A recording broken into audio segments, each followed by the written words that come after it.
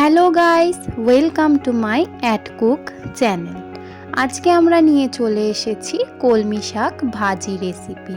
এই কলমি শাক ভাজি রেসিপি দেখে নেওয়া যাক কেমনভাবে আমরা 10 মিনিটের মধ্যে বানিয়ে নেব। প্রথমে আমি এখানে কলমি শাকগুলোকে ভালোভাবে কুচি কুচি করে কেটে ফ্রেশভাবে ধুয়ে নিয়ে রেখে নিয়েছি। তারপর আমি কড়াইতে তেল দিয়ে দেব পরিমাণ মতো। তেলটি গরম হয়ে গেলে দিয়ে দেব পেঁয়াজ কুচি। পেঁয়াজ কুচিগুলিকে আমরা সব দিয়ে দেবো, একটা মিডিয়াম সাইজের পেঁয়াজটি দিয়ে দেওয়ার পরে 1 মিনিট ভাজার পর শুকনো লঙ্কা দিয়ে দেব আমরা।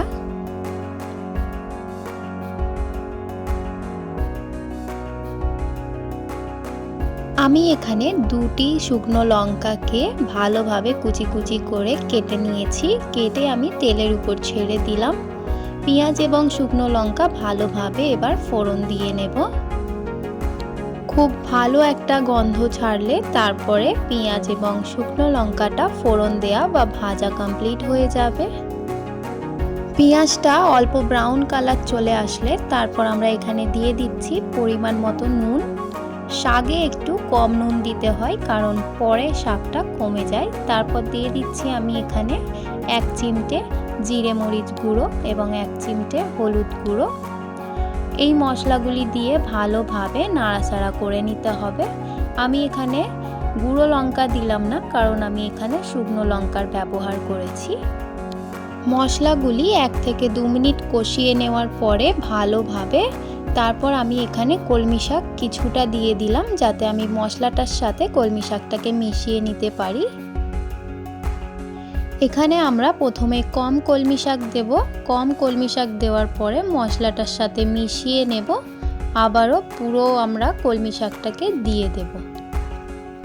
সব কলমি শাক কড়াইতে ঢেলে দেওয়ার পরে আমরা অল্প একটু নাড়াচাড়া করে 2 থেকে 3 মিনিটের জন্য ঢাকা দিয়ে রেখে দেব যাতে কলমি শাকটা নরম হয়ে কমে যায় এবং আমাদের নাড়াচাড়া করতে সুবিধা হয়।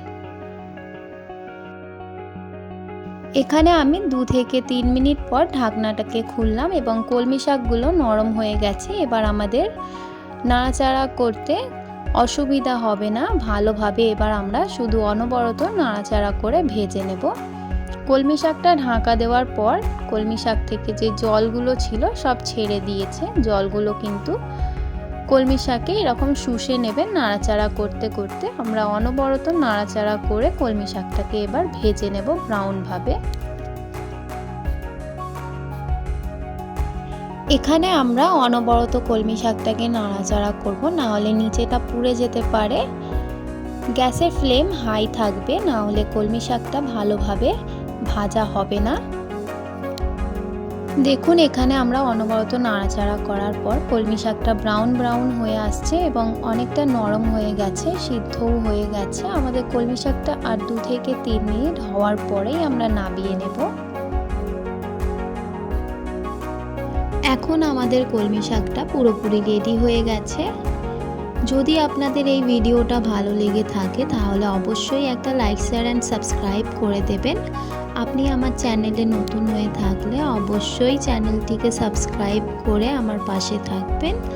দেখা হবে নেক্সট ভিডিওতে। আজকের এই ভিডিওটা দেখার জন্য অনেক অনেক ধন্যবাদ।